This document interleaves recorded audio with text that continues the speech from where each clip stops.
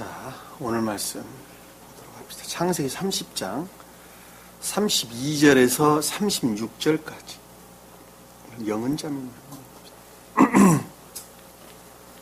내가 오늘 외삼촌의 모든 양떼 속을 들이며 그때부터 양들 중에서 얼룩얼룩하고 정 있는 양들과 모든 갈색 양들 또 염소들 가운데서 정 있고 얼룩얼룩하는 것들을 가려내리니 그것들이 나의 품삯의 배리이다.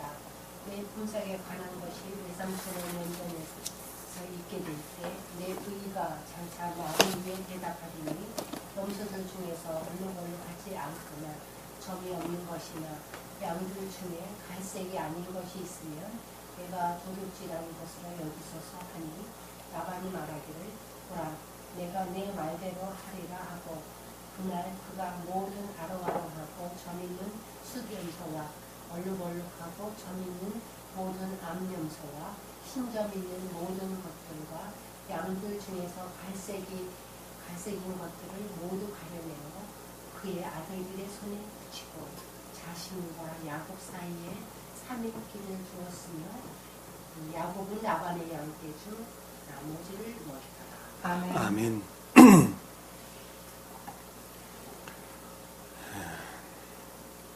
지금 저희가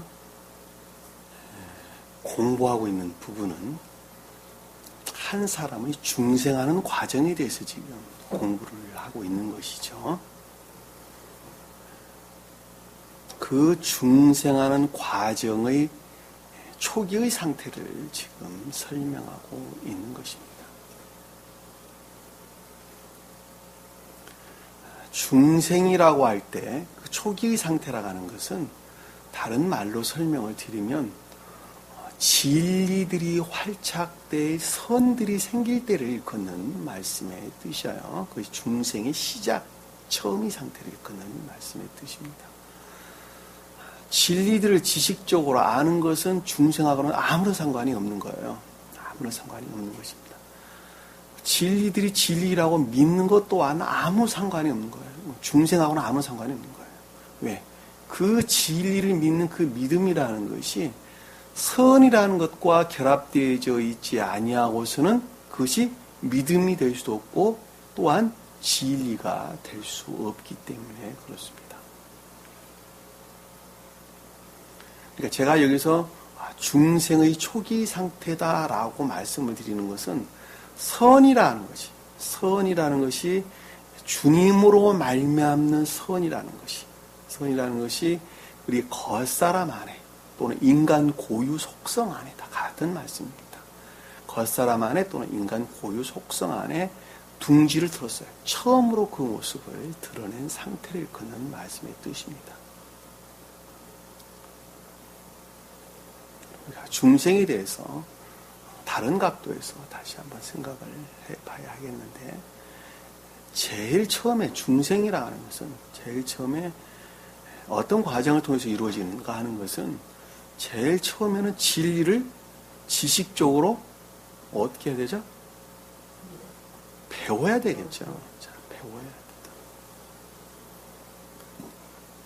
배워야 하는데 그 진리를 지식적으로 배우는 것은 어디 안에 저장되게 되죠? 우리 기억지 안에 지식으로 저장되는 것입니다. 지식으로 진리라는 것은 이런 것이구나. 선이라는 것은 저런 것이구나. 라고 하는 것들을 기억지 안에, 겉사람 안에 또는 기억지 안에 저장을 합니다. 단순한 지식들이죠. 그 지식들. 그런데 지식적으로 저장되어져 있는 그것들은 반드시 좋은 토양 위에서 씨가 뿌려지지 않으면 안 되겠죠. 왜냐하면 지식적으로 저장되어 있는 그런 것들은 단순하게 내가 갖고 있는 것으로부터 싹을 낼 수는 없단 말이에요. 지식으로 갖고 있는 것으로부터는 싹을 낼 수가 없어요. 그 씨가 땅에 뿌려져야지 싹이 난단 말입니다. 그러겠죠? 그러니까 지식적으로 갖고 있는 진리들은, 저장되어 있는 진리들은 싹이 날 수 있는 토양을 갖고 있지 않으면 안 되겠죠. 그렇죠? 그 싹시 날 수 있는 토양을 갖고 있는 것을 토양을 가리켜서 우리 마음 상태에서는 뭐라고 그랬어요?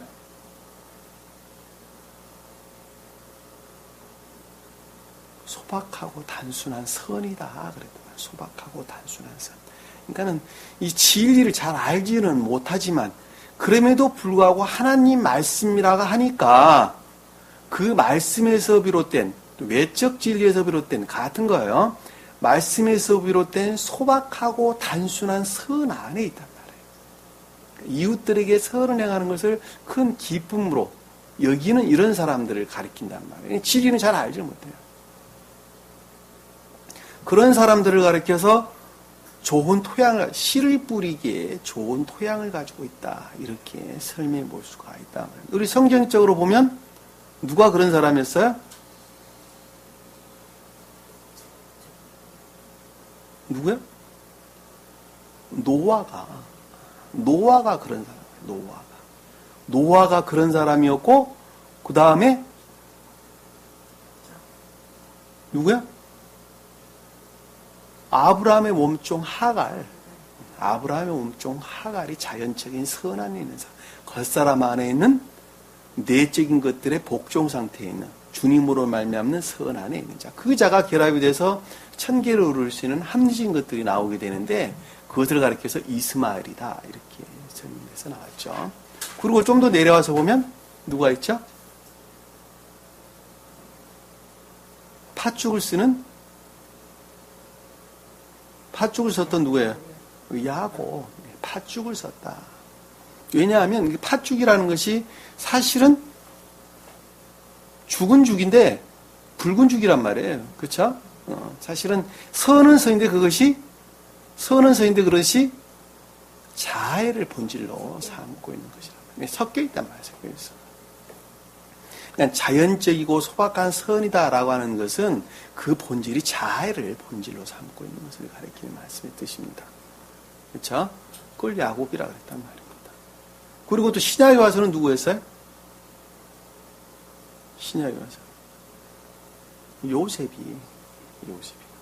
요셉, 예수님의 아버님 요셉이 소박하고 단순한 자연적인 선 안에 그 상태의 교회를 가리켜서 마리아다 이렇게 이야기를 하는 것입니다. 이해가 되시죠? 이 마리아라고 하는 교회의 상태 안에 주님께서 처음으로 진리라는 씨가 뿌려지게 되는 것입니다.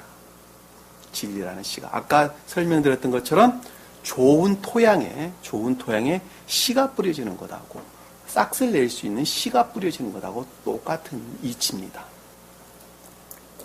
그 자야. 그러니까 여기서 우리가 중요하게 하나 체크해 볼 것은 반드시 소박하고 단순한 선이라고 하는 주님을 우러르는 열망 가운데 있지 아니한 자는 절대로 씨를 뿌릴 수가 없다는 것을 우리는 잘 알 수가 있어요. 세상 가운데 악 가운데 사는 자들, 그리고 그대로 탐욕 가운데 사는 자들, 세상 물질을 그 생명으로 여기는 자들, 세상적인 것들을 쾌락으로 여기는 자들, 그들 가운데에는 이 진리 씨앗이 뿌려질 수가 처음부터 없어요. 그거 다 걷어내야 돼요. 그거 걷어내야 돼요. 걷어내야지 그 가운데 씨들이 뿌려져요. 다시 말하면 개간돼야죠. 좋은 토양으로 개간돼야죠. 옥토로 만들어줘야 돼요. 씨를 뿌려지는데 옥토로 만들어요. 성경에서 주님께서 길밭에 뿌려진 씨앗, 그 다음에 돌짝밭에 뿌려진 씨앗, 가시밭에 뿌려진 씨앗도 똑같은 비유의 말씀이란 말이에요. 다른 거 가르치는 것이 아니에요. 주님을 향한 애정으로부터 그 진리 씨앗이 뿌려지게 되는데 그 주님을 향한 애정에 속한 것들은 사실은 시간적으로 보면 진리가 먼저 오나 사실은 동시에 오는 거예요. 동시에 오는 것입니다. 그러니까 기본으로 갖고 있는 그 소박한 사랑이라고 하는 그 선으로부터 기억지에 저장되어 있는 진리의 지식들을 불러내게 되죠. 불러내게 됩니다. 무엇과 결합될 수 있도록?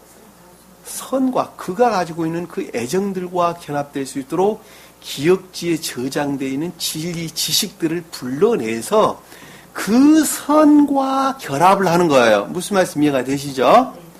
처음에 가지고 있던 그 소박한 선과 결합을 하게 되는데 그 선은 진리와 결합이 돼서 주님께 속한 선으로 바뀌는 거예요. 무슨 말씀 이해가 되시죠?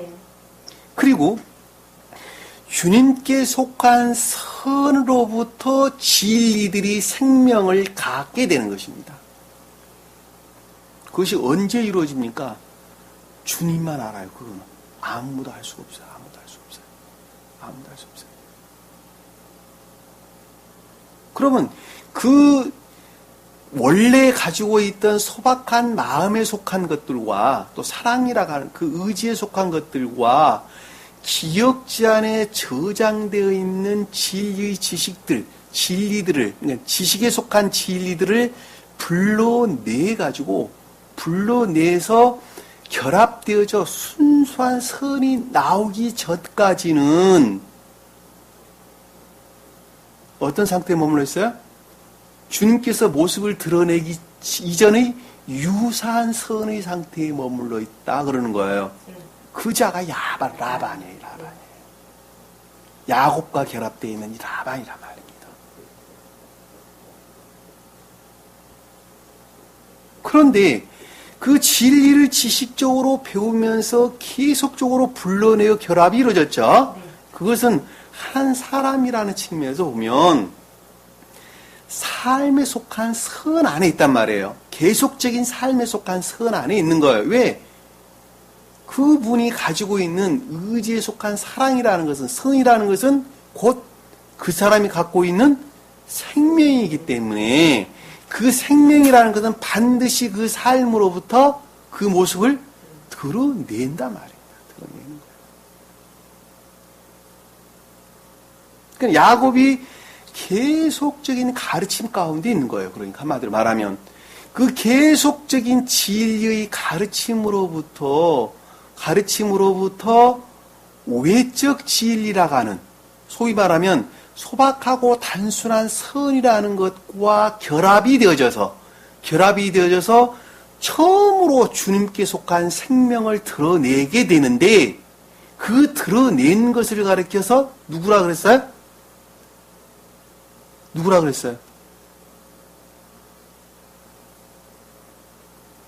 요셉. 천적이고 영적인 것들을 가리키는 요셉이다 그랬단 말이죠.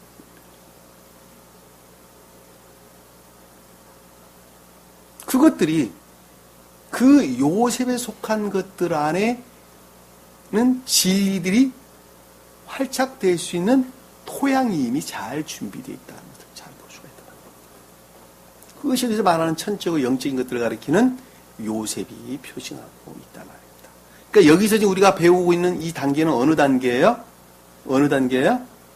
선이, 진리들이 활착될 순진무구한 선들이 내 마음 안에 자리를 잡은 상태란 말이에요. 왜냐하면 그 선은 오직 주님으로만 말미암았기 때문이란 말입니다. 이해가 되시죠? 자, 그 주님으로만 말미암았던 그 선들이 우리 마음이라고 하는 새로운 의지 안에 자리를 잡은 상태예요. 근데 그것이 충분한 상태에 있어요? 아직 덜한 상태에 있어요? 덜한 상태에 있단 말이에요. 무엇과 뒤섞여 있어요, 그것이? 자, 유사한 선들과 서로 결합되어 있단 말이에요. 그러니까 자아를 본질로 삼고 있는 처음부터 갖고 있었던 소박하고 단순한 선이라고 하는, 그럼에도 불구하고 그 근원이 주님으로부터 말미암았던 그 유사한 선들과 서로 믹서된, 우리 마음 안에 믹서되어 있단 말이에요.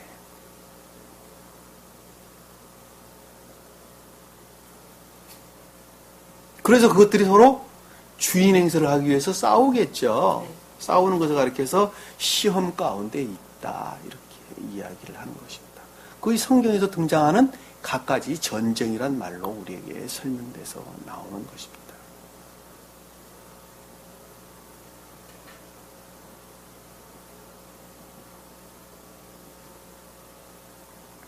그러면 오늘 본문 말씀을 통해서 한번 살펴보고 여기까지 정리하셨으면 그 새로운 주님께서 우리에게 넣어주셨던 그 순수한 이노센스에 속한 선은 새로운 의지 안에 형성된 거예요. 그 새로운 의지라는 것은 인간 고유 속성이라고 하는 처음부터 우리가 가지고 있던 그 소박한 선 그 이외에 그 안에 자리 잡은 것이 아니라 이해라고 하는 영역, 이 겉사람이라고 하는 이해의 영역에 그것이 새로운 의지가 형성된 것입니다. 무슨 말씀 이해가 되시죠? 제가 이 전 시간 것과 서로 연결을 시켜주기 위해서 제가 그 말씀을 드리는 것입니다. 여러분들 그럼 새로운 의지를 오늘 설명하면 뭐야? 헷갈리면 안 된다는 거예요. 무슨 말 이해가 되시죠? 자, 32절에 보니까 내가 오늘 외삼촌의 양떼 속을 두루 다니며, 자, 내가 오늘이라고 하는 요 히브리어로 보면 요음이라는 단어인데, 오늘이라는 건 한 사람의 낮이란 상태죠. 한 날, 오늘 한 날, 내가 한 날, 오늘 이 상태, 지금 이 상태의 생명의 상태를 가리키는 말씀이 뜻이에요. 그럼 이때가 지금 어느 때란 말이에요? 이때가 지금 어느 때란 말이에요? 요셉을 낳은 때죠. 요셉을 낳고 난 다음에 우리 내 땅 내 고향으로 가게 하소서 그랬잖아요. 라반에게. 그랬어 안 그랬어요? 나는 내 집을 언제 가지리까? 라고 지금 불평불명을 했잖아요. 간절한 열망 가운데 있었잖아요. 그러니까 여기서 지금 오늘이라는 말은 주님으로 말미암는 진리로부터 순진무구한 선과 유사한 선들이 결합되어져 있는 상태란 말이에요. 그것이 오늘이란 단어예요. 그러니까 유사한 선이라고 하는 그 상태 안에 주님으로 말미암는 신령 진리로부터 순진무구한 선에 관한 것들이 자리 잡은 상태예요. 씨를 뿌리를 내린 상태란 말이에요. 무슨 말 이해가 되시죠? 초기의 열매들을 낸 상태란 말이에요. 지금. 네?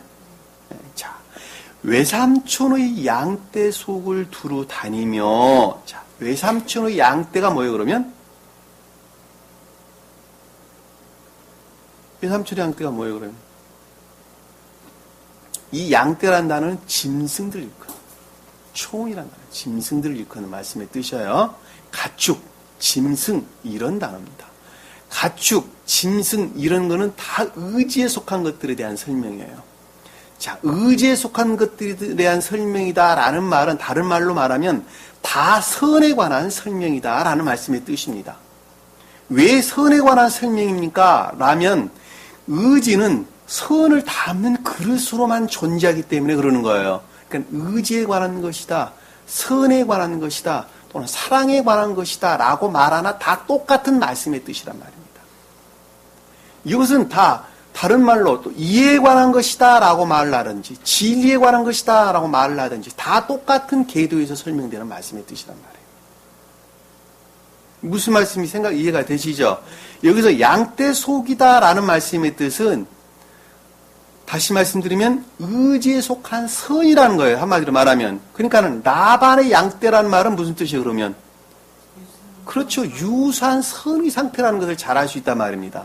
그러니까 유사한 선의 상태에서 제가 설명을 드렸어요. 유사한 선의 상태에 머물러 있으나 그럼에도 불구하고 주님으로 말미암는 진리로부터 이네센스에 속한 선이 지금 그 모습을 드러낸 상태다. 그것을 갖다 요셉이다. 제가 설명드렸단 말이에요.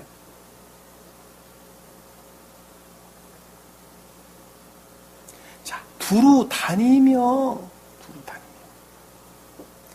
다닌다라는 말씀의 뜻은 다니며라는 말은 건너가다, 멋뭇을 건너다 이런 뜻입니다. 그런데 두루 다닌다는 모든 것들을 두루 다닌다라는 말씀의 뜻은 상태란 측면에서 보면 지각으로 말미암아 분리된다는 것이죠. 지각으로 말미암아 분리. 그러니까는 그 지각은 어디로부터 말미암는 거예요? 그러니까 선으로부터 말미암는 것이죠. 상태에 속한, 궤도에 속한, 등차에 속한 선으로 말미암아 지각으로부터 분리를 뜻하는 거예요. 그러니까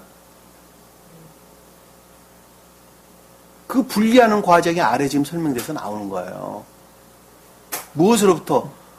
지각으로부터 분리되는 거예요. 지각으로부터. 그러니까 선이 무엇인지, 악이 유사한 선이 무엇인지, 진리가 무엇인지, 거짓이 무엇인가 하는 것을 그동안에 익히고 배운 것으로부터, 진리들을 익히고 배운 것들을 불러내어서 선과 결합되어져 내 안에 주님으로 말미암는 순수한 선들이 자리를 잡았죠. 그렇죠? 그것으로 말미암아 옳고 그름을 분별을 하는 거예요. 지각은 무엇으로부터 말미암아 그러니까?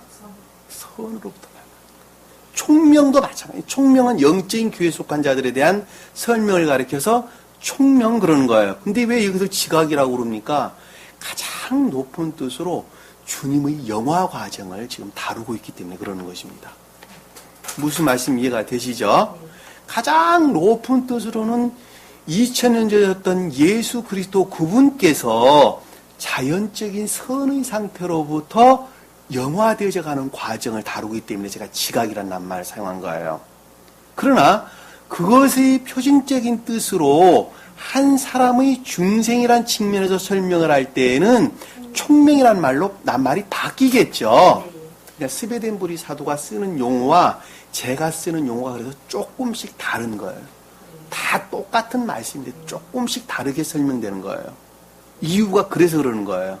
왜냐하면 저는 한 사람의 중생이라는 측면에서 여러분들에게 설명을 드리는 것이고 스베덴부리 사도께서는 이것을 가장 존재되시는 주님의 영화라고 하는 측면에서 설명을 하고 있기 때문에 용어들이 조금씩 다르게 설명이 되고 있다는 것을 여러분들이 참고를 하시면 됩니다.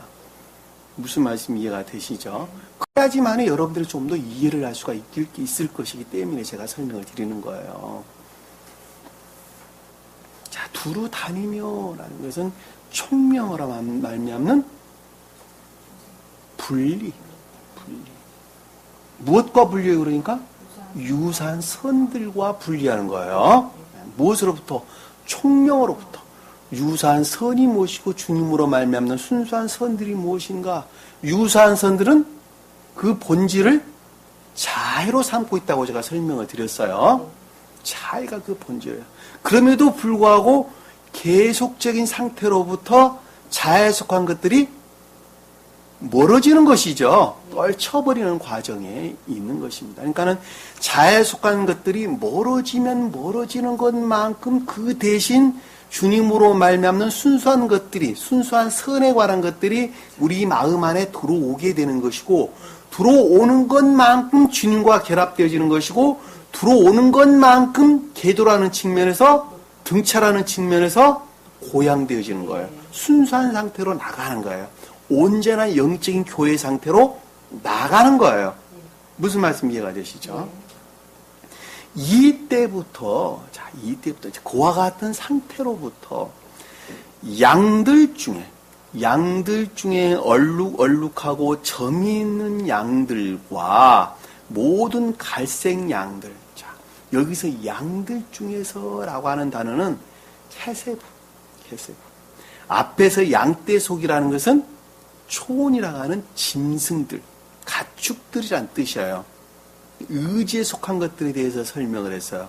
여기서 양들이라는 것은 케세부라고 하는, 케세스라는 단어로부터 유래된다는, 케베스라는 단어로부터 유래된 건데, 이 케베스라고 하는 것은 순진무구한 어린 양을 가리키는 주님 자신, 극내적인 이노센스를 설명할 때 순진무구한 것을 가리켜서 케세스라는 단어를 씁니다. 여기서는 지금 케베스라는 단어를 씁니다. 여기서는 지금 케세부라는 단어를 썼는데 그 케베스에서 유래된 그 근원에서 비롯된 영적인 순진무구한 것들을 일컫는 말씀의 뜻이에요. 영적인 순진무구한 것들. 그러니까 인애의 믿음에 속한 순진무구한 것들을 일컬어서 양들이다 그러는 거예요. 양들이다. 그러니까 이거 이노센스에 속한 영적인 순진무구한 것들이 지금 어디 안에 지금 있는 거예요? 어디 안에 있는 거예요? 어디 안에 있냐니까? 라반로 표징되는 양떼 속 안에 있다니까. 양떼 속 안에. 유산선 안에 있는 거예요. 무슨 말씀 이해가 되시죠?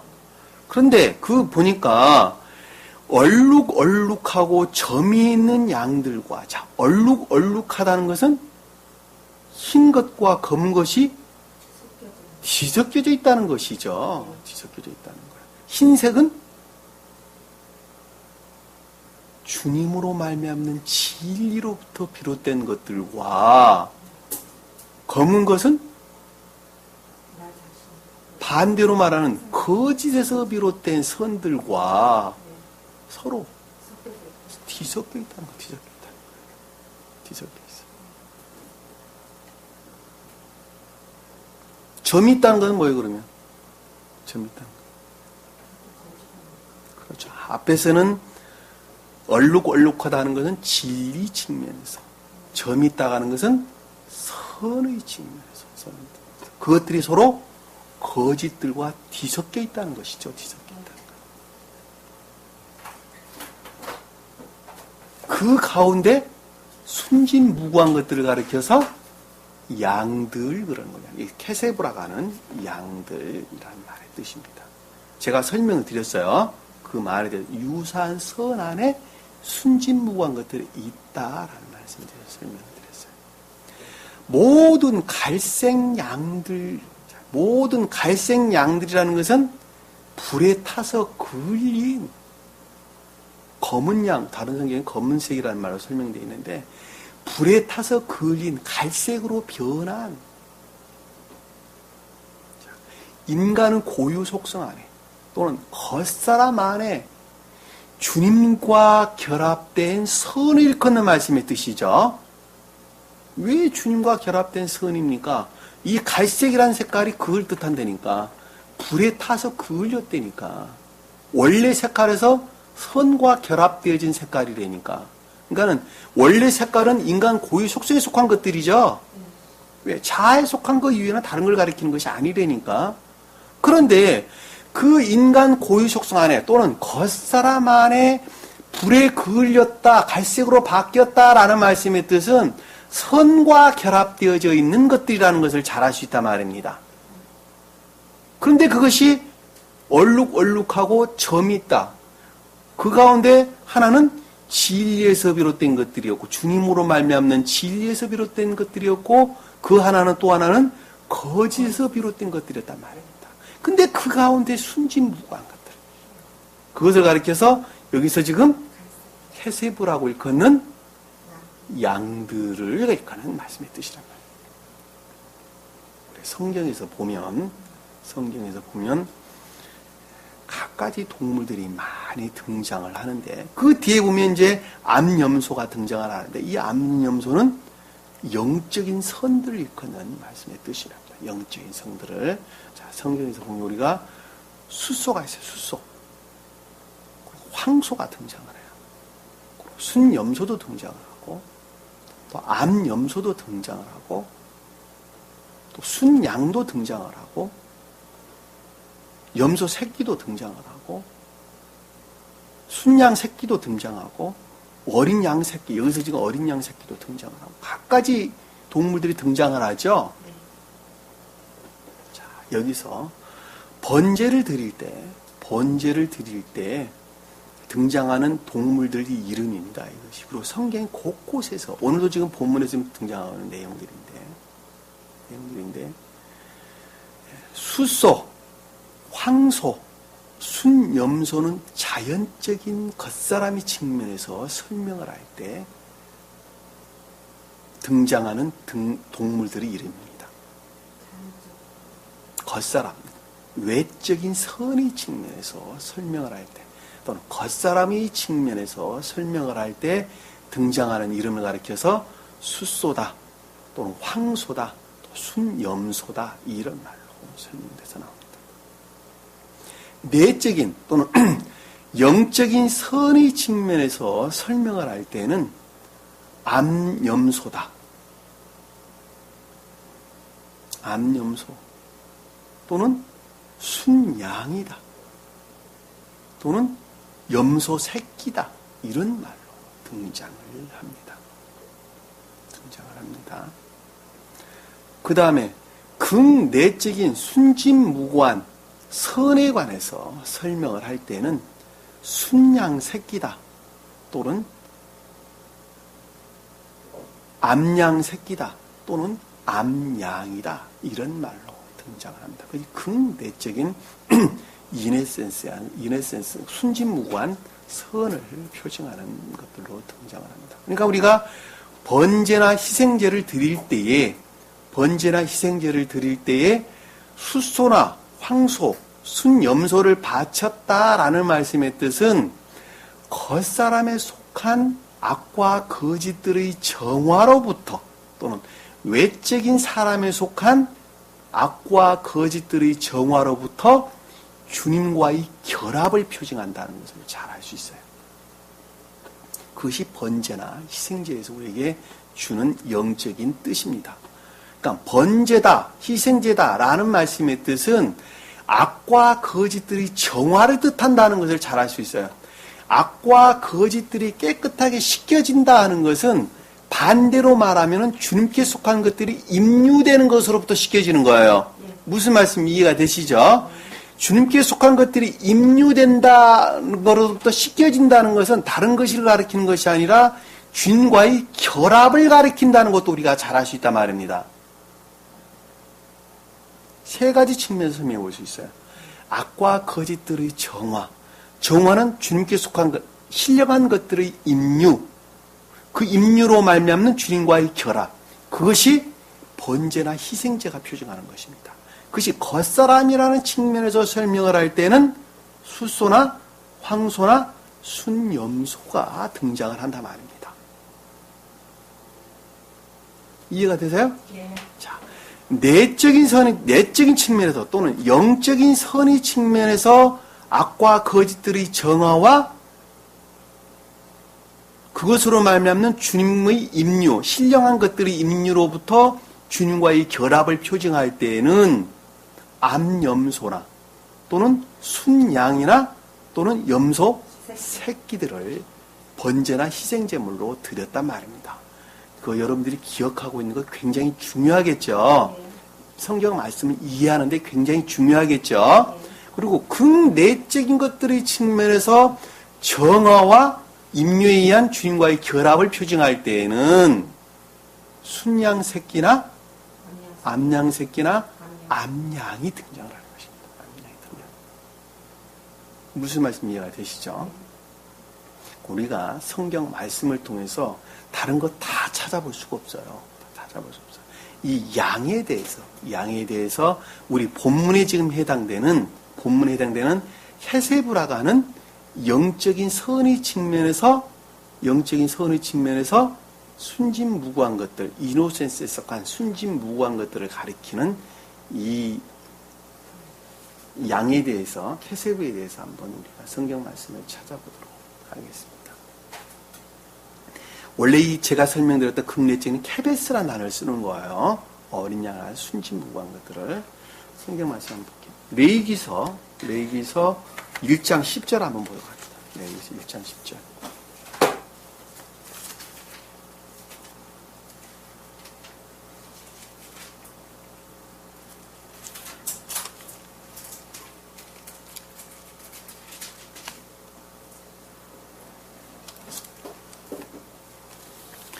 만일 그 사람의 재물이 양떼나 염소떼의 번제의 희생이면, 제가 번제가 뭐라 그랬어요?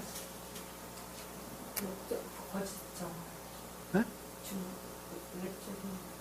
번제가 뭐라 그랬어요? 악들의 정화, 악과 거짓들의 정화로부터 임류에 속한, 신령한 주님께 속한 것들이 임류로 말미암는 주님과의 결합을 가리키는 말씀의 뜻이죠. 이 번제라는 것은 선과 결합을 뜻하는 거예요. 그러니까 주님 사랑이라 불로 태우는 것이 번제죠. 주님 사랑으로 말미암는 결합을. 그다음에 희생제라는 것은 물로 삶는 거예요. 진리로 말미암는 전화를 가리키는 말씀의 뜻이란 말입니다. 이해가 되시죠? 번제의 제사이면, 희생제이면, 자, 그러니까 여기서 뭐라 그랬어요? 재물이 양떼나 염소떼. 여기서 양떼라는 것은 우리가 본문에서 보고 있는 케세부라고 하는 영적인 순진무구한 것들. 영적인 내적인 순진무구한 것들을 일컫는 말씀이 뜻이에요. 다시 말씀드리면 우리 본문과 견주어 볼 때 우리 본문에서 말하는 양떼라는 것은 아까 제가 요셉을 표징한다 그랬죠. 예. 천적인 영적인 것들을 가리키는 말씀의 뜻이란 말이에요. 다시 말씀드리면 케베스에서 비롯된 케세부란 말이에요. 케세부. 아시겠죠? 케베스에서 비롯된 케세부란 말이에요. 케세부. 염소 때는 뭐예요? 암염소. 암염소가 뭐예요? 그러니까 그렇죠. 영적인 것들. 그러니까 영적인 순진무구한 것들을 가리킨다는 것을 잘 알 수 있단 말입니다. 그래 안 그래요? 양떼나 염소떼라는 말이 영적인 순진무구한 내적인 것을 이끈다는 것을 잘 알 수, 극내적인 것을 가리킨다는 것을 잘 알 수 있어요. 그것을 번제의 희생이며 이라는 것은 번제가 뭐예요? 그러니까 악들의 정화, 내적인 영적인 내적인 것들의 측면에서 악한 것들, 악과 거짓들의 정화를 말미암는 주님과의 결합이면이란 뜻이죠. 그러니까 그는 어떤 것을 하라 그랬어요? 흠 없는 수컷으로 가져올지니. 여기서 수컷이 뭐예요? 자카르. 남자, 사내, 수컷 이런 뜻인데 순진무구한 진리로만 말미암아 그것이 비롯된다는 말씀의 뜻이죠. 그래 안 그래요? 흠이 없다는 것은 어떤 거예요? 순진무구하다는 거 아닙니까? 순수하다는 거 아니에요. 그러니까 오직 순수한 것은 누구로만 말미암는 거예요? 주님으로만 말미암는 것이죠. 그러니까 오직 주님으로 말미암는 순수한 진리로만부터 그것이 비롯된다는 것이죠. 이 본문 말씀의 내용이에요. 그는 북쪽을 향한 제단 면에서 주 앞에 그것을 잡을 것이요. 북쪽이 뭐야?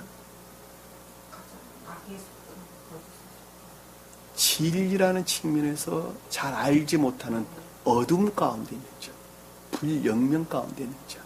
근데 제단이 그 안에 있다는 말이 무슨 뜻이에요? 선이 그 가운데 자리를 잡았다는 말씀의 뜻이죠. 제단은 가장 높은 뜻으로 주님 자신을 가리키는 사랑을 뜻하는 거예요. 그러니까 북쪽을 향한 제단 연에서라는 것은 뭐예요? 그 가운데에 주님께서 그 가운데 자리를 잡았다는 말의 뜻이란 말입니다. 그 앞에서 그것을 잡을 것이오라는 것은 결합을 위한 준비를 뜻하는 것이죠. 준비를. 제사장들인 아론의 아들들이라는 것은 뭐예요? 제사장은 신령선의 측면에서 주님. 그러니까 제사장 아론이라는 것은 신령선의 측면에서 주님을. 그 아들이라는 것은 그것들에서 비롯된 신령 진리로서 주님을 표징하는 것입니다. 아시겠죠? 제단 위 사면에 피를 뿌릴 것이다. 주님으로 알면 진리로부터 충분한 상태에 있어야 된다는 말씀의 뜻이죠. 충분한 상태. 왜냐하면 제단 위라는 것은 제단은 신령선의 측면에서 주님. 내 방면에 피를 뿌린다는 것은 피는 주님으로 말미암는 신령 진리를, 사명이라는 것은 동서남북을 가리키는 모든 것들의 측면에서 충분한 상태를 가리킨다는 것을 잘 알 수 있단 말입니다. 그것을 표징하는 거예요. 그것을 표징하는 거예요. 이해가 되시죠? 또 한번 볼게요. 레위기서 3장 6절 8절 한번 볼게요. 레위기서 3장 6절. 만일 죽기 드릴 화목제의 희생을 위한 그 제물이 수컷이든 암컷이든 간에 양떼에서 취한 것이면, 수컷이라는 것은 진리의 측면에서, 암컷이라는 것은 선의 측면에서, 양떼에서 취했다는 것은 여기서 초혼이라고 하는 의지 측면에서 그것을 취했다는 말씀의 뜻입니다. 그러니까 마음에 속한 것으로부터 진리에 속한 것들을 또는 선에 속한 것들을 취했는데 그 취한 것이 화목제의 희생이란다면 화목제가 뭐예요? 화목제가 감사제사죠. 감사제사. 봉의 제사. 감사제사가 화목제예요. 감사제사에 관한 것이라면 흠 없는 것을 드릴 것이며, 자, 그것이 악과 거짓들과 결합되어 있어서는 안 되는 순수한 것들이어야 된다는 것이죠. 그리고 아래에 보니까 뭐라고 해? 그가 그 제물로 무엇을 드리면 어린 양을 드리면, 여기서 어린 양이라는 단어가 우리 본문에서 해당되는 케세브라는 단어를 썼어요. 케세브다. 그것이 영적인 극내적인 순진무구해야 될 것이며 라는 거예요. 무슨 말인지 이해가 되시죠? 드리면 그때 주 앞에서 그것을 드리집니다. 그것이 주님과의 결합을 가리킨다는 말씀의 뜻이에요. 이 번제나 희생되는 그것 자체로 다 영적인 뜻들을 다 담고 있다는 것을 우리가 쉽게 이해해 볼 수 있단 말입니다. 또 한번 볼게요. 4장 35절 한번 볼게요. 다음 절에 나오면서 4장 35절.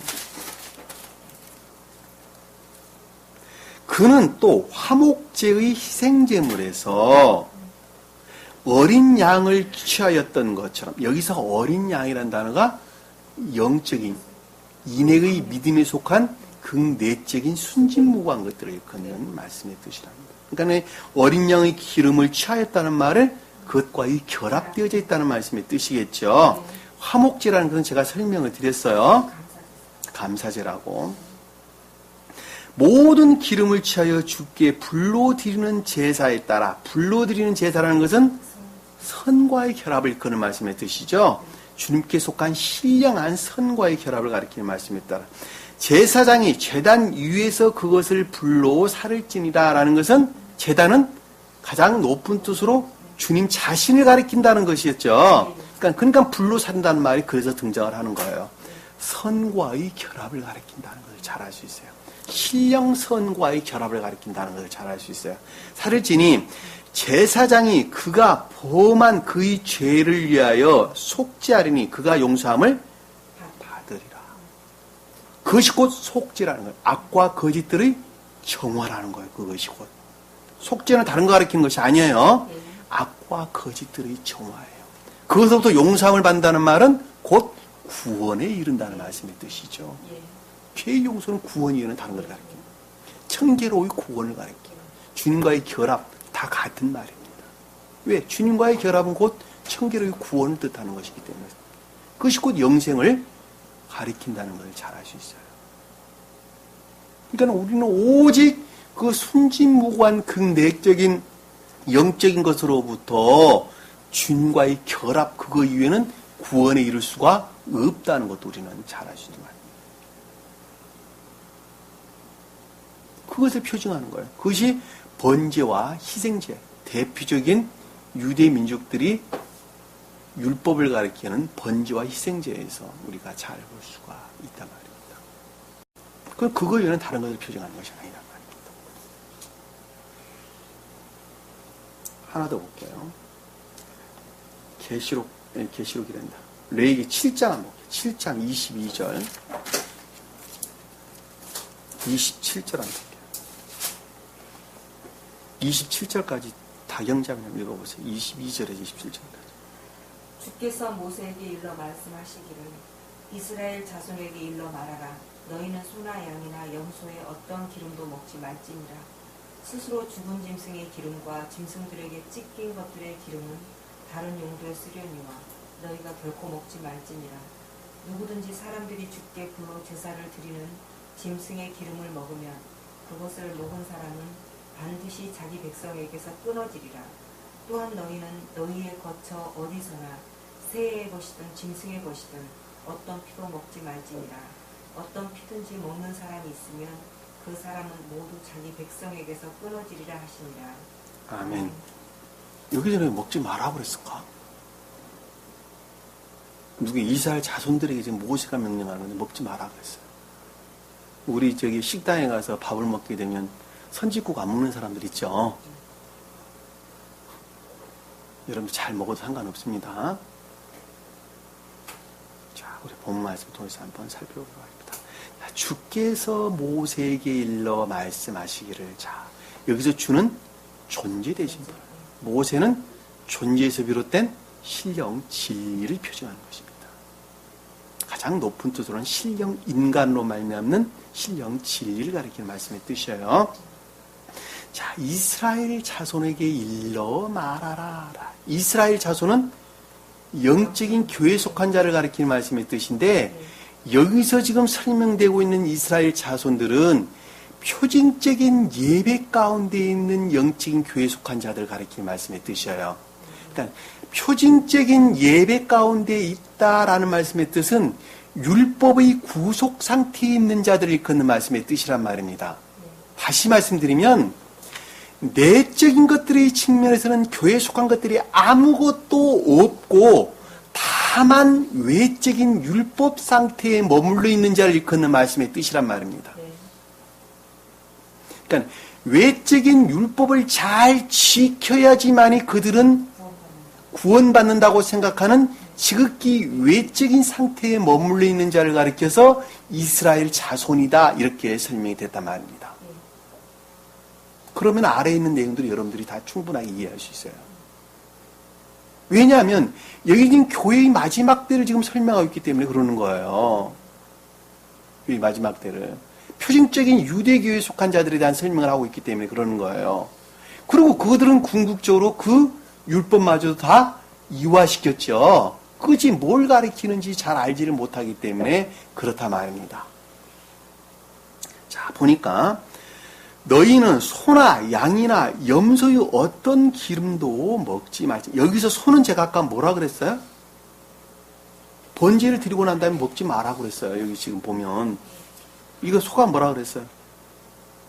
번제나 희생제를 드리고 난 다음에 먹지 마라 그랬거든요. 여기 지금 여기서 지금 속건제에 대한 설명인데, 네?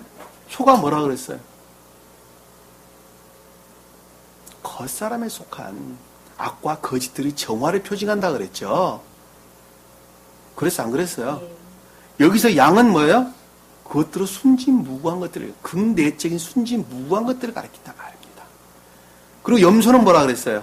여기서 암염소예요. 암염소. 암염소가 뭐라 그랬어요? 내적인 것들.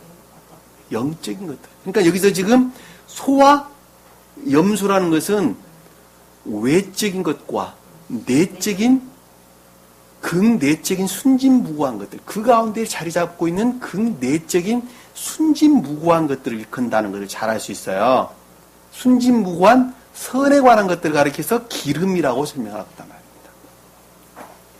겉사람 안에, 속사람 안에, 내적인 것들 안에, 또 속사람 안에 자리 잡고 있는 주님으로 말미암는 극내적인 순진무구한 것들을 가리켜서 소나 양이나 염소이고 어떤 기름도 먹지 말지라 이렇게 설명하는 거예요.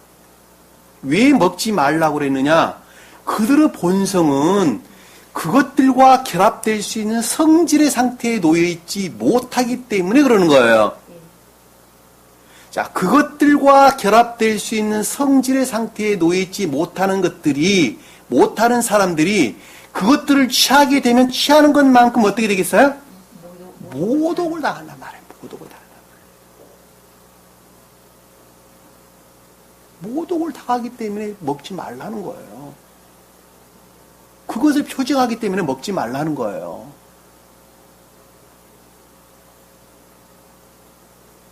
주님과 결합될 수 있는 성질에 속한 사람들이 아닌 상태에 놓여있지 않는 사람들이 이 진리의 가르침 가운데 있게 되면, 시인하게 되면 시인하는 것만큼 주님께서는 모독을 당한단 말이에요.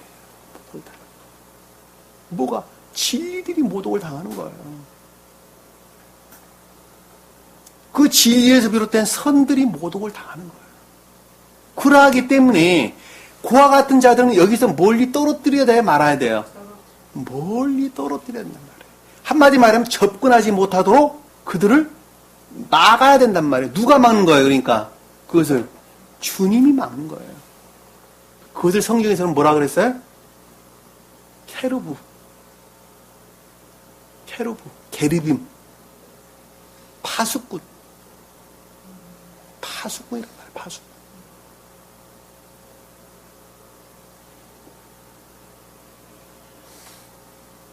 에덴 동산에 이르는 길을 뱅뱅 도는 불칼로 막았더라. 창세기 한번. 창세기 3장에 나오나요?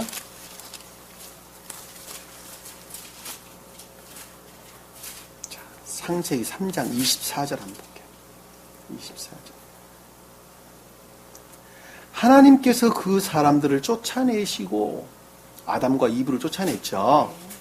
왜냐하면 천적인 교회로부터 순진무구한 인애의 영적인 사랑의 선으로부터, 인애의 선이 아니라 순진무구한 사랑의 선으로부터 더럽혀졌죠. 더럽혀졌다. 그러니까는 에덴 동산부터 쫓겨난 거예요. 그러니까 그 교회로부터 멀어졌단 말입니다. 멀어졌어요. 그리고 에덴 동산 동편에 그룹들과 두루 도는 불타는 칼을 놓아 생명나무의 길을 지키게 해야 돼. 접근하지 못하게 했다. 여기에 지금 주님께서 불칼을 두고 있어요, 없어요? 이 가운데 게르빔이 지금 지키고 있단 말이에요. 접근하지 못하도록 막는단 말입니다. 왜? 그 한 사람의 생명이 주님과 결합될 수 있는 성질의 상태에 놓여있지 않는 사람들은 그 진리 안에 접근하는 것을 주님께서 막는 거예요. 그 선과 결합되는 것을 주님께서 막는단 말입니다. 그러니까 그들은 진리들을 알 수 있어요, 없어요? 알 수 없도록 그들을 눈을 멀게 한단 말입니다. 그러니까 주님이 멀리 하는 거지 그들 스스로 멀게 되는 거예요. 자기 자신 스스로로부터 멀리 되는 거예요. 그것을 출애굽기에 보면 낮에는 불기둥으로, 밤에는 구름기둥으로 그들을 지키고 보호했다라는 말씀의 뜻이란 말입니다. 그 게르빔이 파수꾼이 계시록에도 등장을 하죠. 그리고 에스겔서에 두루 등장하는 파수꾼이라는 말의 뜻이란 말입니다.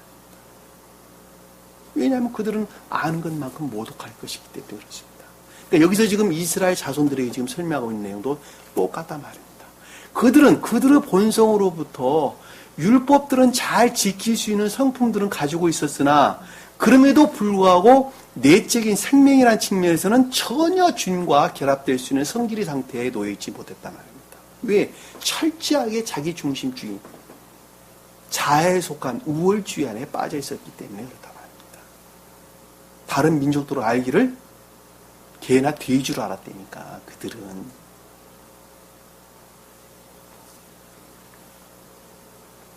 24절 보니까 스스로 죽은 짐승의 기름과 짐승들에게 찢긴 것들의 기름은 이라는 것은 악과 거짓들을 가리키는 것이죠.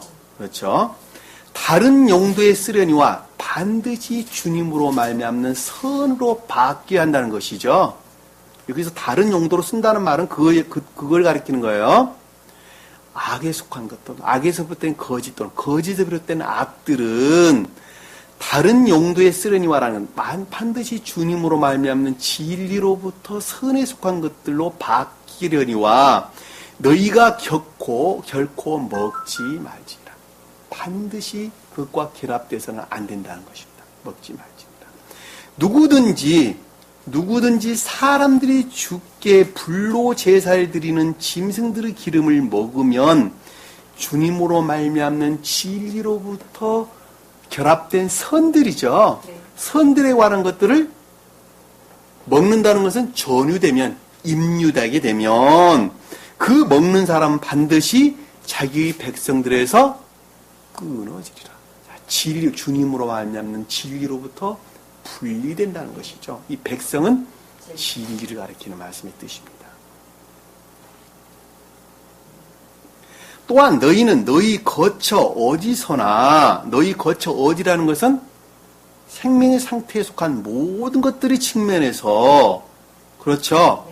새의 것이든 짐승의 것이든 어떤 피도 먹지 마진다. 새라는 것은 이해의 측면에서, 짐승이라는 것은 의지의 측면에서 주님께 속한 그 어떤 것들도 취해서는 안 된다는 것입니다. 취해서는 안 된다는 것입니다. 그 어떤 피든지 먹는 사람이 있으면 주님으로 말미암는 진리로 말미암는 이 모든 것들을 가리키는 말씀의 뜻이죠. 그 어떤 것들을 그들이 취하게 된다면, 전유되게 된다면 그 사람은 반드시 자기 백성에서 끊어집니다. 그와 같은 상태에 놓여 있는 사람은 반드시 주님으로 하는 진리로부터 분리된다. 분리되는 건 영원한 영벌을 뜻하는 것이죠. 왜냐하면 그것이 모독될 것이기 때문입니다. 그것이 복음서에서는 성령을 모독하지 말라라는 말. 성령 모독이 성령 회방죄가 그걸 가리키는 말씀의 뜻이에요. 굉장히 중요한 말씀이에요. 중요한 말씀. 여기 공부한 사람들이 반드시 알아야 될 것이란 말입니다. 그러기 때문에 그들은 진리가 뭐라는 것을 알 수가 없단 말입니다. 왜냐하면 그들 스스로로부터 모르는 것이지만 주님께서 지키시기 때문에 그러는 거예요. 그러니까 진리를 아는 것은 총명 그러는 거예요. 영적인 사람들이 아는 것을 총명 그러는 거예요. 그들은 절대로 총명 가운데 나아갈 수가 없단 말입니다. 왜? 그 총명은 오직 선으로만 말미암다는 말씀이 오직 주님으로만 말미암다는 말하고 똑같은 거예요. 왜냐하면 선 그 자체는 가장 궁극적으로 그 모습을 드러낸 주님 자신을 가리키기 때문에 그렇단 말입니다. 선이 주님 자신이에요. 왜? 선이라고 말하든 사랑이라고 말하든 주님이라고 말하든 그것은 내나 다 한 가지를 가리키기 때문에 그렇단 말입니다.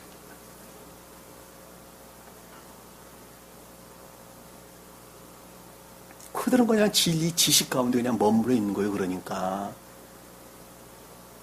지식은 그냥 지식일 뿐이에요. 소위 말하면 그 이상 그 이하도 아니란 말입니다. 중생하고는 한참 멀은 내용이에요.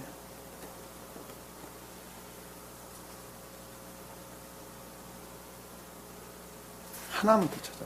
이사야서 11장 6절 한번 볼게요.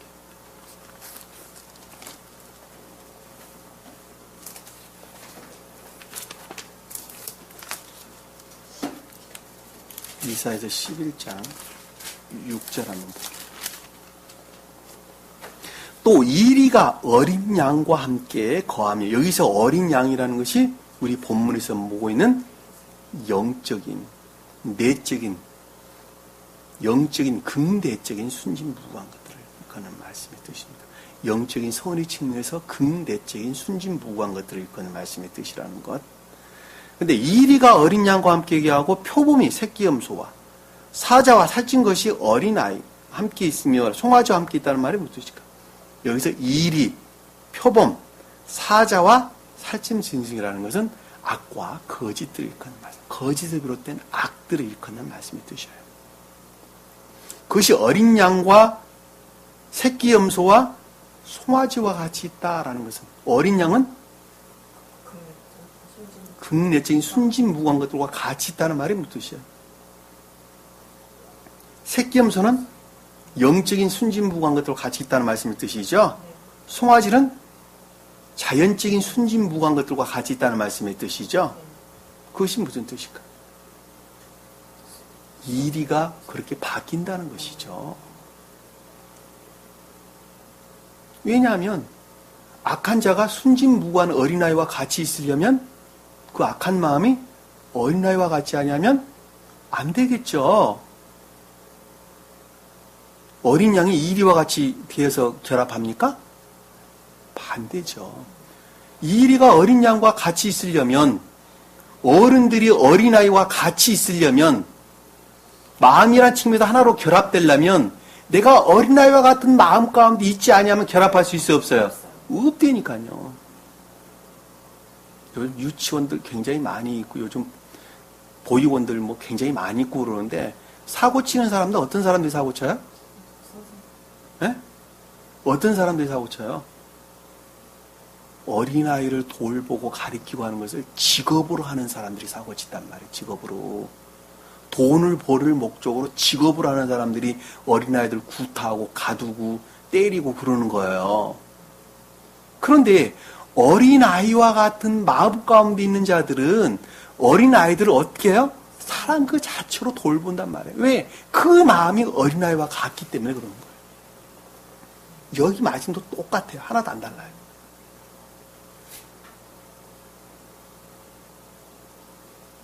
무슨 이해가 되시죠? 자, 본문 말씀으로 우리가 그래서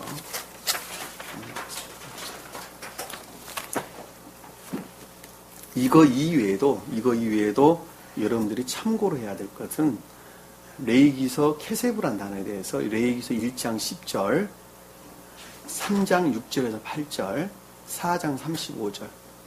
우리가 방금 찾아봤네요. 그거 찾아봤고, 그 이외에도 레위기서 4장 35절, 22장 19절, 22장 27절, 민수기서 18장 17절, 신명기서 14장 4절. 요 내용들이 전부 다 영적인 선의 측면에서 극내적인 순진무구한 선을 표정하는 것입니다.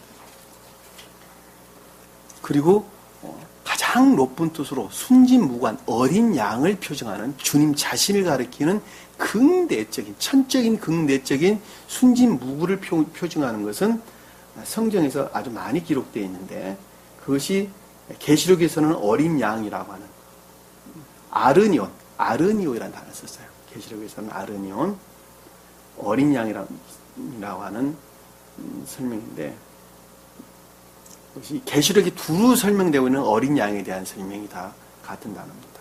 헬라어로는 케베스라는 단어를 쓴다고 그랬죠. 출애굽기 12장 5절,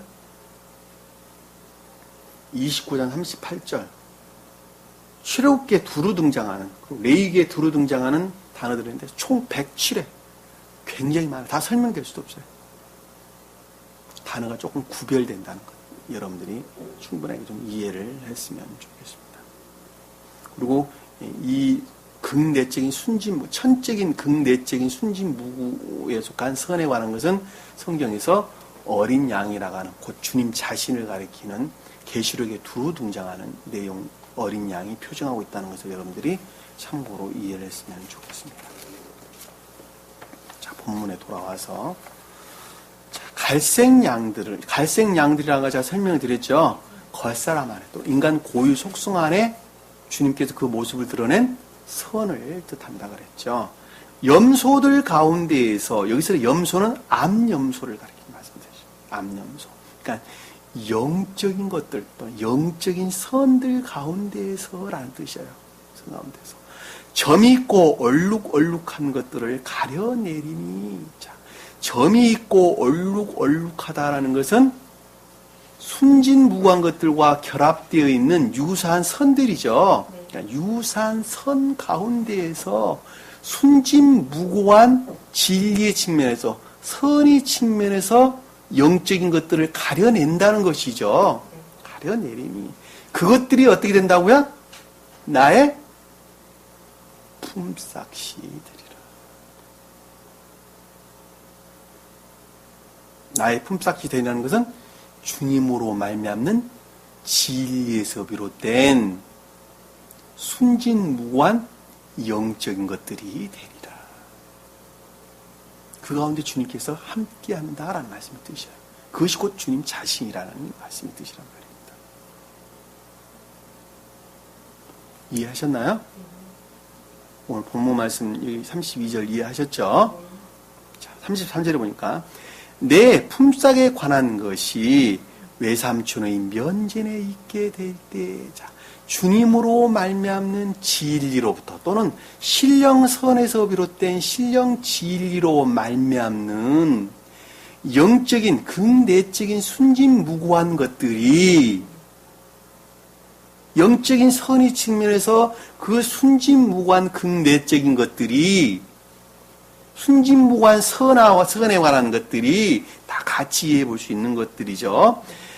외삼촌의 면전에 있게 될 때라는 유사한 선 안에 자리 잡고 있을 때에, 이 면전이라는 단어는 파님이라 일컫는 마음을 뜻하는 단어예요.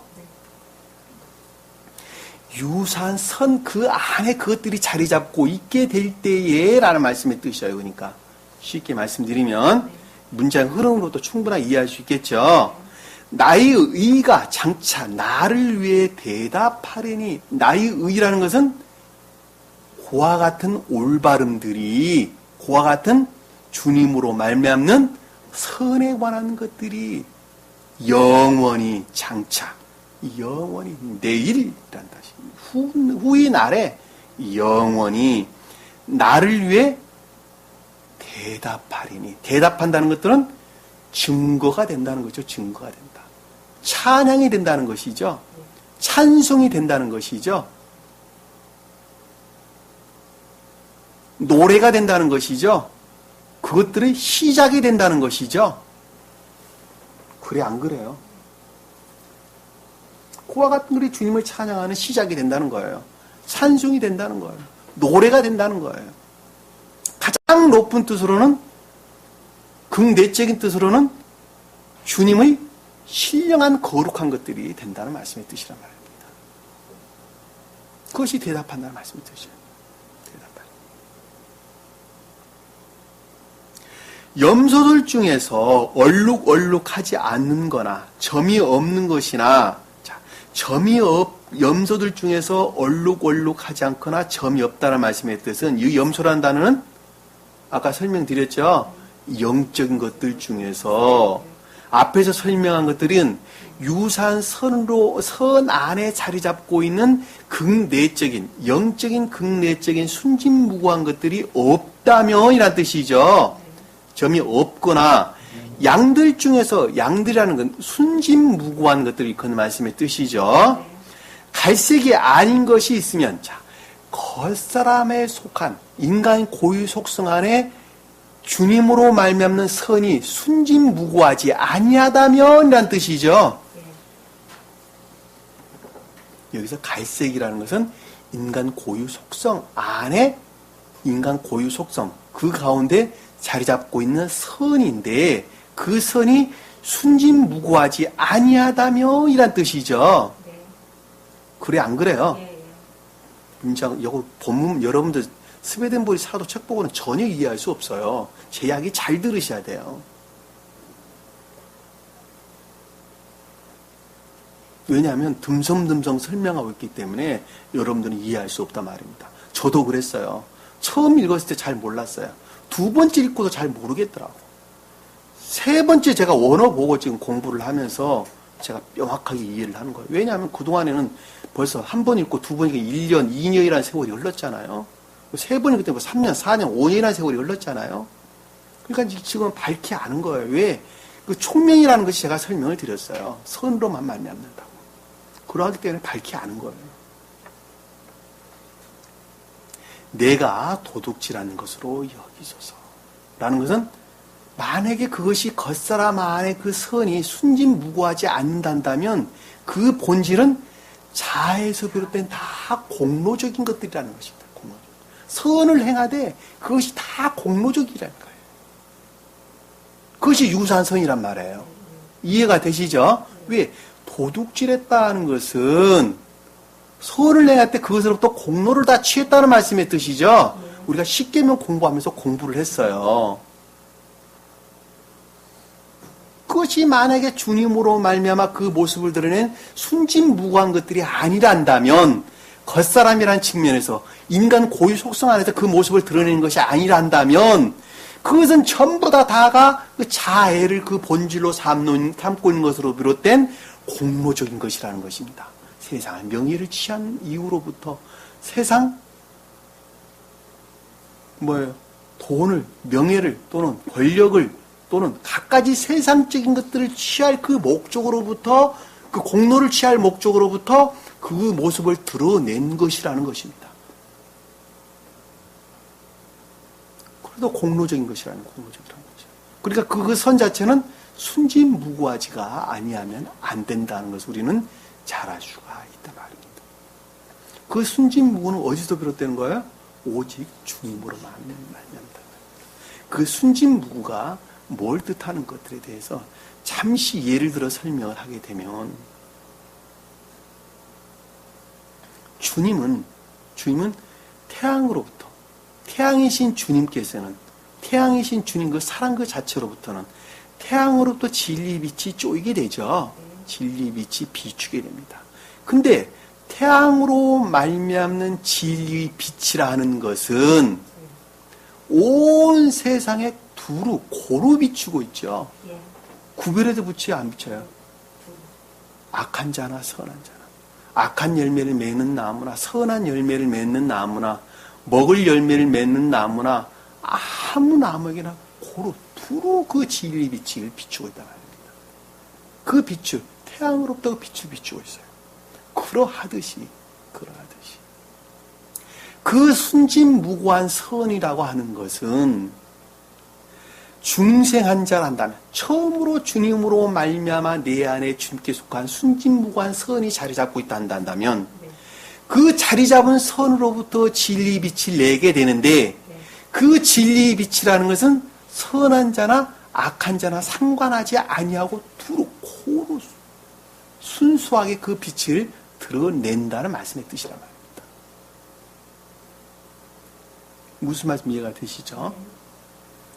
자, 그 말을 우리가 삶이라는 측면에서 설명을 드리게 되면 적용이라는 측면에서 설명을 드리게 되면 남편이 내게 이러저러 하기 때문에 나 또한 그러저러 하는 것이 아니라 남편이 내게 악하게 굴기 때문에 나 또한 그 남편에게 악하게 구는 것이 아니라 내 형제가 내게 악하게 굴었으니까 나 또한 그렇게 하는 것이 아니라 나는 주님이 주신 생명 그 자체로부터 그 자에게 선을 내가 해야 될 일만 한다는 거야. 내가 해야 될 일. 남이 그러하니까 나도 그러하는 것이 아니라 남편은 남편으로서 아내는 아내로서 형제는 형제로서 그 본인의 일만 자기가 하는 거예요. 남이 그러하든지 그러하지 아니하든지 전혀 자기하고는 상관이 없는 거예요. 왜냐하면 그 자는 그 열매로부터 그 열매에 해당하는 천국에 가든지 지옥에 갈 것이기 때문에 내가 상관할 바가 아니라는 거예요. 나는 내가 해야 될 일만 하는 거예요. 무슨 말 이해가 되시죠? 그 자가 선으로 말미암는 순수한 선으로 말미암는 진리 안에 있다라고 하는 것입니다. 세상 사람들은 그렇게 안 있죠. 남들이 나한테 그러하기 때문에 나 또한 그렇게 한다 말입니다. 그렇지 않아요. 내가 해야 될 일만 하는 거예요. 내가 해야 될 일만.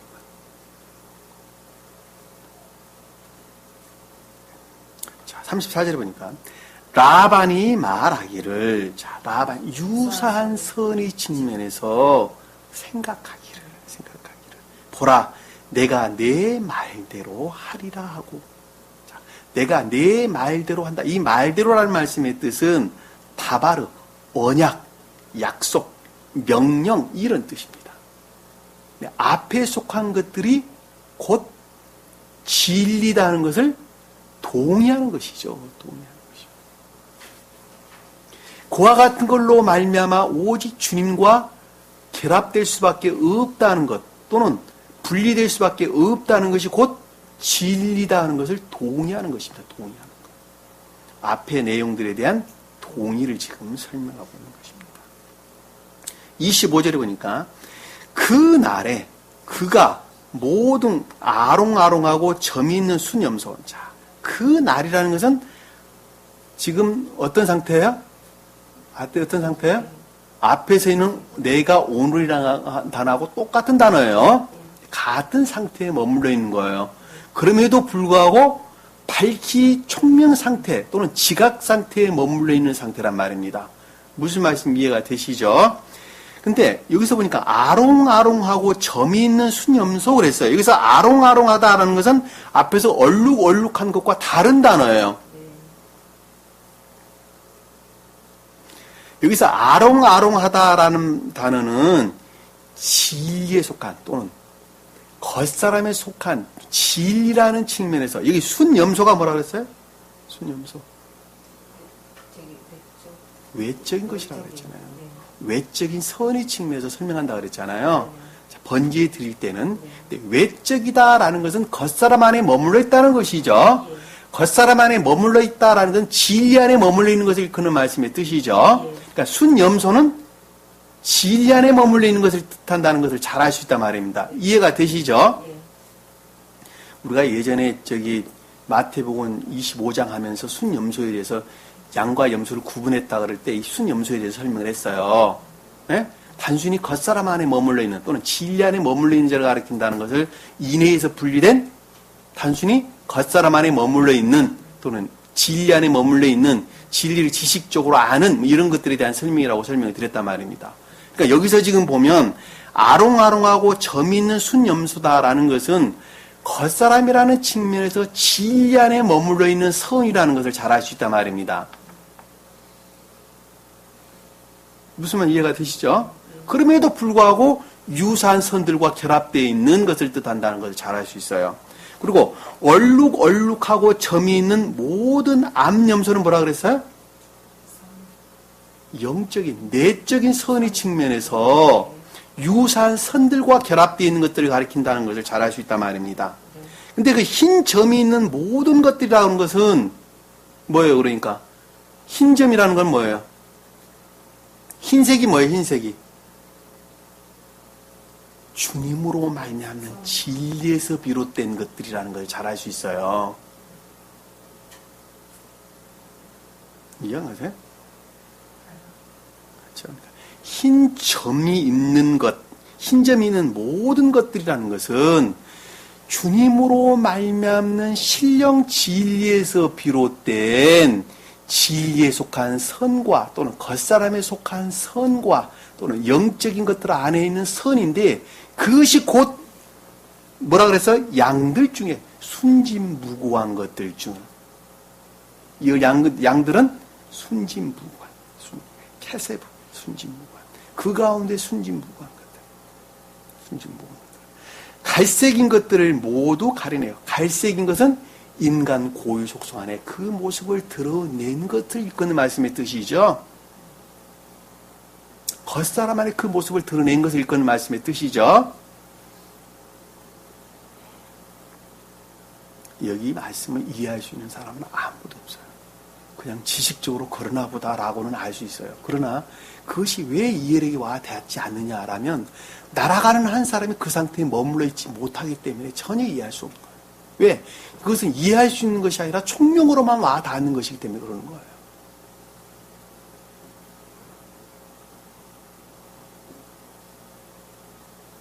모두 가려내요.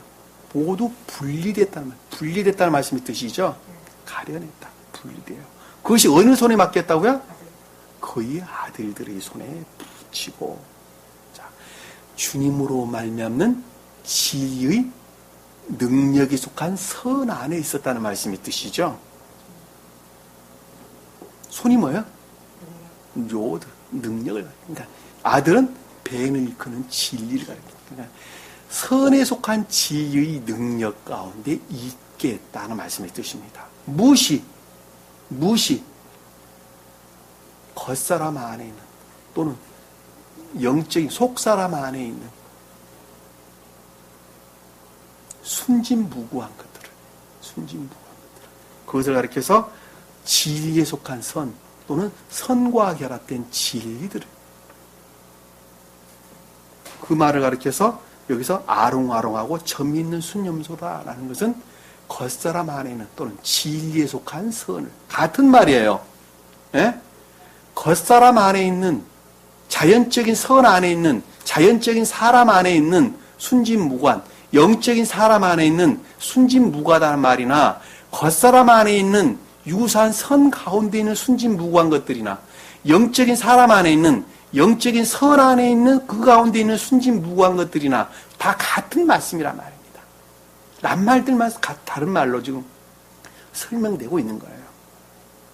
갈색이라는 것은 인간 고유 속성 안에 자리 잡고 있는 순진무구한 것들을 가려내어 진리의 선에 속한 능력 가운데 뒀다. 진리의 능력에 속한 선 안에 두었다. 근데 그 선이 진리의 능력 안에 있었다라는 말씀의 뜻이죠. 붙이고 36절에 보니까 자신과 야곱 사이에 삼위길을 두었으며, 자, 유사한 선과 앞에서 설명되고 있는 겉사람 하나에는 인간 고유 속성 안에 그 모습을 드러낸 극내적인 순진무구한 것들이 충분한 상태의 분리를 뜻하는 거죠. 분리를. 삼위길이라는 것은. 삼이라는 것은 진리라는 측면에서 충분한 상태의 분리를 뜻한다. 충분한 상태를 가리킨다 그랬죠. 그랬어 안 그랬어요? 삼일 길이라는 것은 데레크라는 여행이라고 하는 계속적인 상태, 가르침에 속한 계속적인 상태를 일컫는 말씀의 뜻이에요. 야곱은 어떤 상태에 있는 거지? 그러니까 계속적인 가르침의 상태, 계속적인 가르침 상태에 있으나 그럼에도 불구하고 주님으로 말미암는 순진무구한 것들과 유사한 선이라는 것들과 지금 철저하게 분리를 시켰단 말이에요. 이해가 되세요? 안 되세요?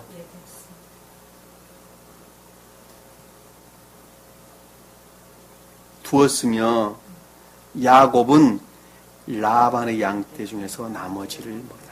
유사한 선에 관한 것들을 어떻게 했다고요? 가르침으로 말미암는 계속적인 진전 상태, 전유 상태, 임류 상태, 그 임류는 순진무구한 선의 상태로 바뀌어가고 있었다라는 말씀이 뜻이죠. 쉽게 설명드리면 여기서 먹이더라는 것은 나하의 양떼를 먹이다, 양육하다 이런 뜻입니다. 그러니까 유사한 선이라고 하는 측면에서 계속적으로 영적인 순진무구한 것들을 나아가고 있었더라. 가르침, 전유하고 있었더라. 그것들이 이제 아래 계속되어 지금 설명돼서 나오는 것입니다.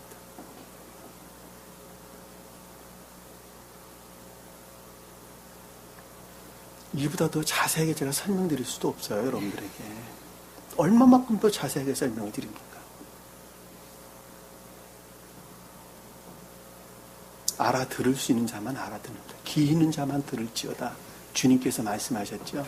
그 말이 무슨 말인지 알아듣는 사람은 반드시 그것을 순종 가운데 있어야 돼요. 그 순종 가운데 있는 자만이 좀 더 높은 궤도에서 그것들에 대한 이해와 깨달음, 그 총명 가운데 있게 되고 그 총명으로부터 좀 더 순수한 것들을 받아들인단 말이에요. 그것이 여기 말씀의 뜻이에요. 라반의 양떼 중에 나머지는 뭐더라. 어느 누가 이것을 알 수 있단 말입니까?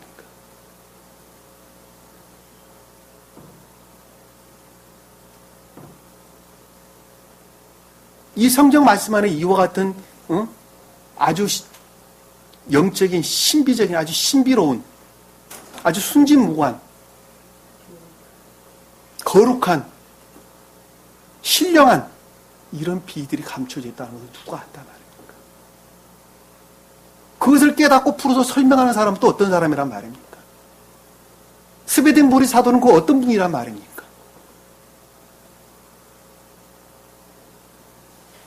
그것이 어떻게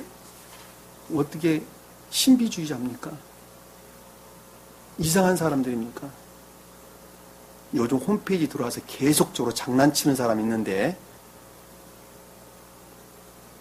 그 홈페이지 한번 클릭해서 들어오는데 돈 나가는 것들이에요. 전부 다. 홈페이지 검색해서 홈페이지 찾아 들어오면 다 돈 나가는 거예요. 전부 다. 한 번 클릭하는데 100원, 120원씩 나갑니다. 어떤 사람이 할 일 없어요. 하루에 그 짓만 계속 하고 있어요.